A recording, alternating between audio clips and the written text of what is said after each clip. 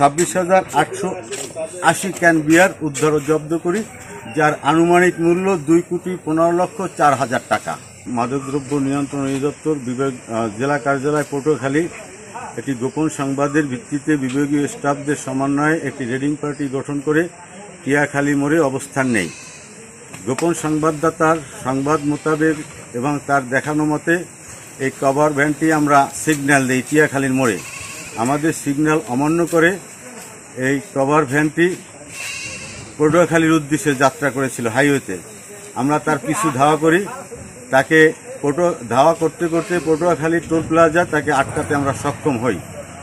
সেখানে আটকিয়ে গাড়ির ভিতরে 3 জন লোক পাই, আর বিয়ার পাই 1,120 ক্যান, প্রতি কেসে 1,120 কেস, যার প্রতি কেসে 24 ক্যান করে 26,880 ক্যান বিয়ার উদ্ধার ও জব্দ করি, যার আনুমানিক মূল্য 2,15,04,000 টাকা।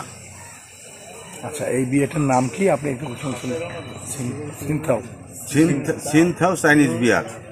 আচ্ছা, আপনারা কি মনে করেন যে এই যে বিয়ার এই পথে আসে, মানে সম্প্রতি সময়ে আমাদের নৌপথে দক্ষিণ অঞ্চল দিয়ে এইগুলি পাচার হয়, আপনারা এ ব্যাপারে কি মানে উদ্যোগী কিনা বা আপনাদের কি?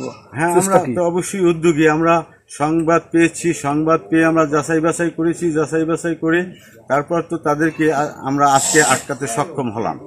সংবাদ না পেলে তো আসলে এটা ধরা সম্ভব হতো না। এটা কিভাবে আসছে? কি সংবাদ? না, মাদক কিভাবে এখানে আসছে সে সংবাদ আমাদের কাছে নাই। সংবাদ ছিল যে পায়রা বন্দর থেকে বিপুল পরিমাণ মাদক ঢাকা পাচার হবে।